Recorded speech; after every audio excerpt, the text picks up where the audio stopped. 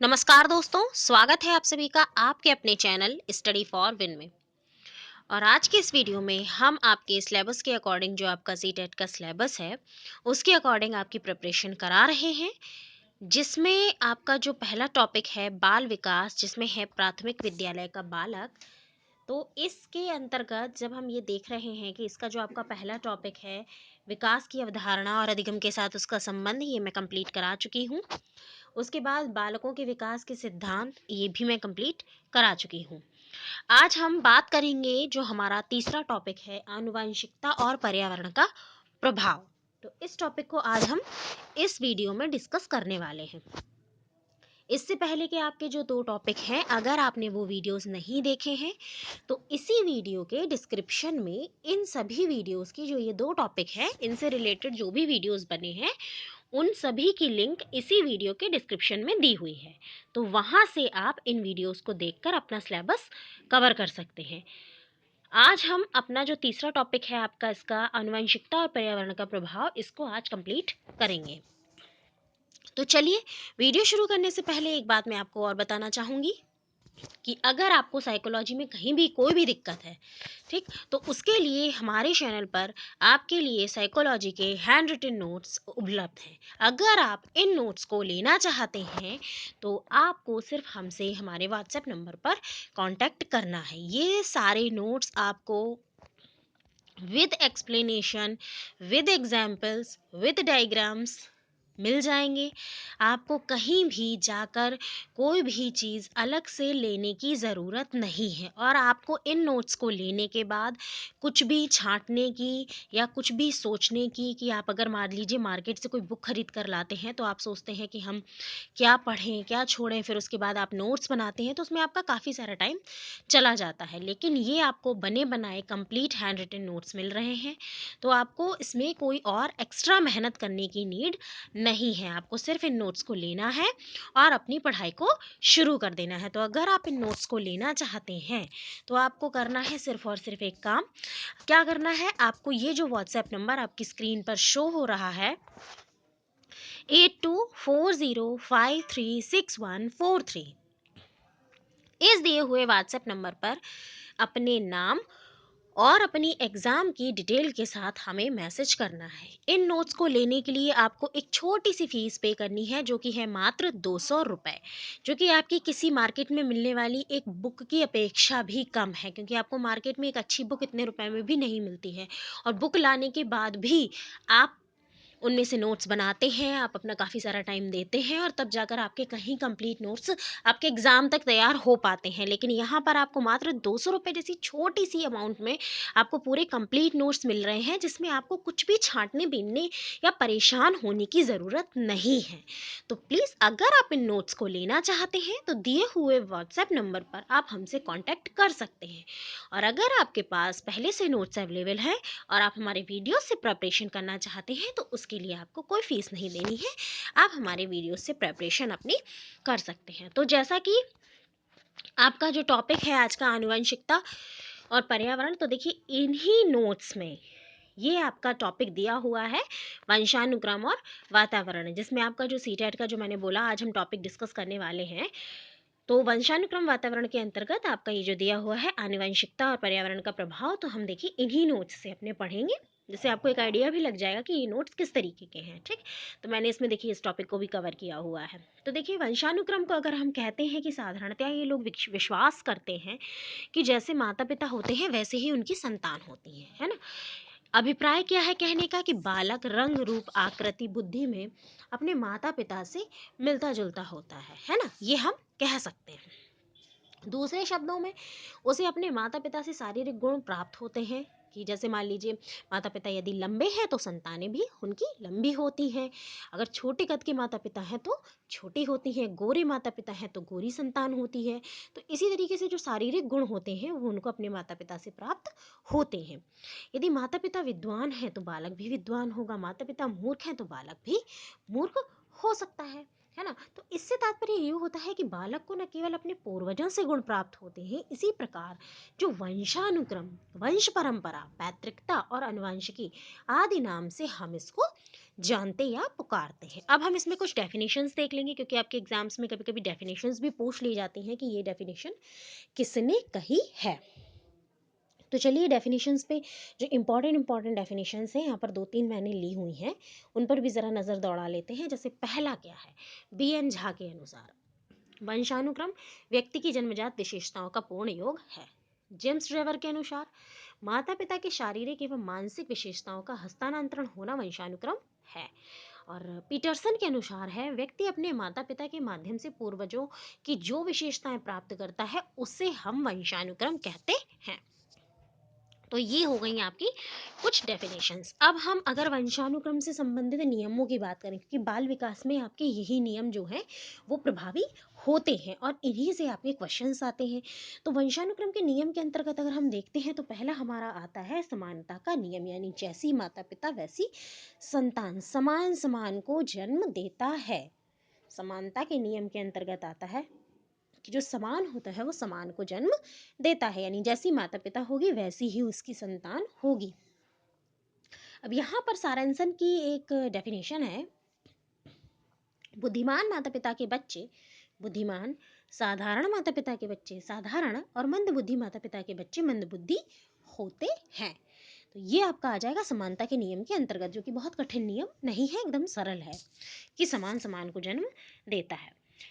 वंशानुक्रम के अंतर्गत आपका दूसरा आता है प्रत्यागमन या असमानता का नियम। ठीक है, प्रत्यागमन यानी उल्टा होना, विरोधी होना, यानी बालक में अपने माता पिता के विपरीत गुणों का पाया जाना। यदि बुद्धिमान माता पिता है तो उनकी संतान जो है वो मूर्ख होगी, और मूर्ख माता पिता की जो संतान है वो अत्यंत बुद्धिमान होगी। अगर ऐसा है तो वहां पर प्रत्यागमन या असमानता का नियम लागू हो जाता है। अब सारांशन की यहाँ पर एक डेफिनेशन है कि बहुत प्रतिभाशाली माता पिता के बच्चों में कम प्रतिभाशाली होने की प्रवृत्ति और बहुत निम्न कोटि के माता पिता के बच्चों में उच्च कोटि की प्रवृत्ति ही प्रत्यागमन है। तो ये आपका हो गया प्रत्यागमन का नियम। अगला है यहाँ पर आपका नियम अर्जित गुणों के संक्रमण या हस्तांतरण का नियम। इसके अंतर्गत क्या होता है, इस नियम के अनुसार माता पिता द्वारा अपने जीवन काल में अर्जित किए जाने वाले गुण उनकी संतानों को प्राप्त होते हैं। ठीक, यानी कि इस नियम में क्या आता है कि माता पिता द्वारा अपने जीवन काल में वो जो भी गुण अर्जित करते हैं वो गुण उनकी संतानों में चले जाते हैं। ये है अर्जित गुणों का नियम, कि माता पिता ने जो गुण अर्जित किए वो उनकी संतान में चले जाएं। तो इसका क्या मतलब, गुणों का संक्रमण हो गया या हस्तांतरण हो गया, एक पीढ़ी से दूसरी पीढ़ी में चले जाना। इसके एग्जाम्पल्स होंगे, जैसे जिराफ की गर्दन का लंबा होना। जैसे अगर जिराफ का जो गर्दन है वो लंबी है तो उसका जो शिशु होगा उसकी भी गर्दन लंबी ही होगी। ऐसा तो नहीं है कि छोटी हो जाएगी गर्दन, है ना। तो ये क्या हुआ कि यदि उसके पूर्वज में ये गुण था तो उसके जो आगे पीढ़ी होती है उसमें भी ये गुण आ जाता है, तो ये गुण उसमें क्या हो गया, स्थानांतरित हो गया। दूसरा इसका एग्जाम्पल है कि मजदूर के हाथों की जो हथेलियां हैं वो कठोर होने पर उनके बालकों के हाथ भी कठोर होंगे, है ना। ये लैमार्क वाला जैसे आपका है कि वातावरण का सीधा प्रभाव जंतुओं के ऊपर पड़ता है, तो मजदूर क्या है उसी तरीके के वातावरण में रहते हैं, इतना कठोर काम करते हैं कि उनके हाथों की जो गद्दियां हैं वो कठोर हो जाती हैं।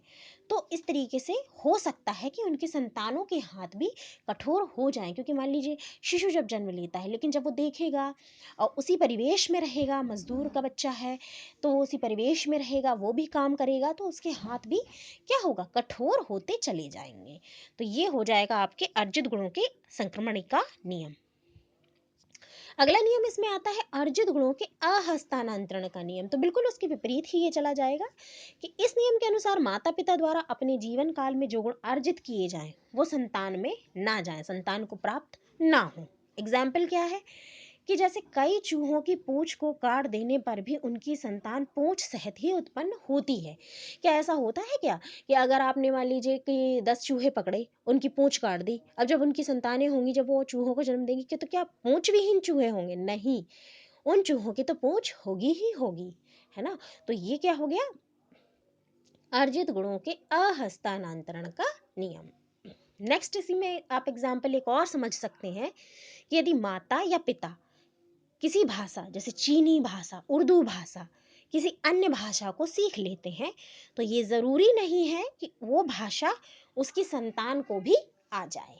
ये ज़रूरी नहीं है ना? ये ज़रूरी नहीं है। अब वो अपनी माता से उस भाषा में बात करे या उसकी माता उसे सिखाए, पिता उसे सिखाएं, तब तो वो सीख लेगा। लेकिन आप ये कहें कि जब बच्चा पैदा हो तो वो मराठी बोल रहा हो या उर्दू बोल रहा हो या चीनी भाषा बोल रहा हो या अंग्रेजी भाषा बोल रहा हो, यानी ऐसी कोई लैंग्वेज जो अलग से सीखी गई हो उनके माता पिता द्वारा, वो उसको स्वतः ही वंशानुक्रम में मिल जाए, तो ऐसा संभव नहीं है इस नियम के अंतर्गत। तो अहस्तांतरण का ये नियम हो जाएगा कि जो अर्जित गुण है वो आपकी अगली पीढ़ी में ना जाए। और अगला नियम इसमें आता है बीज कोश की निरंतरता का नियम। इस नियम के अनुसार बालक को जन्म देने वाला जो बीज कोश होता है वो कभी नष्ट नहीं होता है। यह नियम बीजमैन ने दिया तथा बी.एन. झा ने इस नियम का खंडन कर दिया। बी.एन. झा के अनुसार यह नियम बैंक में रखे गए पैसों या रुपयों की तरह ही हस्तांतरण की पुष्टि करता है कि कोई जैसे मान लीजिए हमने एक बैंक में रखा, हमने उसको दूसरे बैंक में ट्रांसफर कर दिया पैसे को, तो इसी तरीके से इन्होंने कहा कि ऐसा कुछ भी नहीं है कि बीज कोष जो है वो कभी नष्ट नहीं होता है, वो तो ट्रांसफरेबल है, हो जाता है।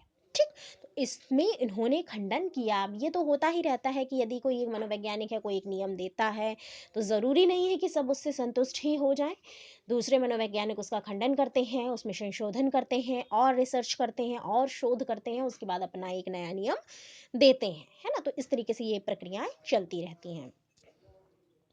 अब अगर हम इसी के आगे बात करते हैं कि बालक पर वंशानुक्रम का प्रभाव क्या पड़ता है, तो शारीरिक लक्षणों पर अगर हम प्रभाव की बात करें, तो पियर्सन के अनुसार यदि बालक के माता पिता की लंबाई कम या अधिक होगी तो उसका प्रभाव बालक पर भी पड़ेगा। यानी जैसे माता पिता होंगे, मैंने बोला भी था आपसे अभी पहले कि लंबे जो माता पिता होंगे उनकी संतान की भी लंबाई हम मानते हैं कि अच्छी होगी, और छोटे कद के जो माता पिता होंगे उनकी संतान की लंबाई भी कम रह जाती है, यानी उस पर उनका असर पड़ता है। तो ये वंशानुक्रम का ही प्रभाव होता है।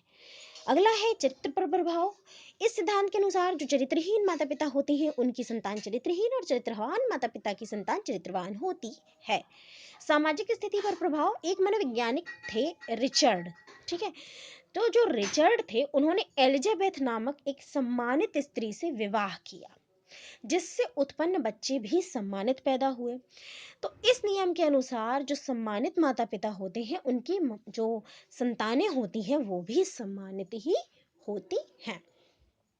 तो यानी कि अगर माता पिता का सामाजिक स्तर, सामाजिक स्थिति अच्छी है, उनका समाज में सम्मान हो रहा है, तो उनके जो बच्चे होंगे, जो उनकी अगली पीढ़ियां होंगी, उनकी संतानें होंगी, उनका भी समाज में सम्मान होगा। अगला है महानता पर प्रभाव।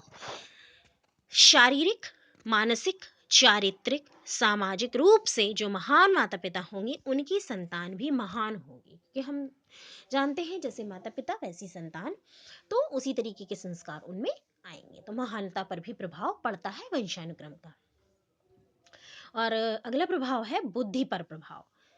जो मंद बुद्धि माता पिता की संतानें होती हैं वो मंद बुद्धि, और प्रतिभाशाली माता पिता की संतानें भी प्रतिभाशाली उत्पन्न होती हैं।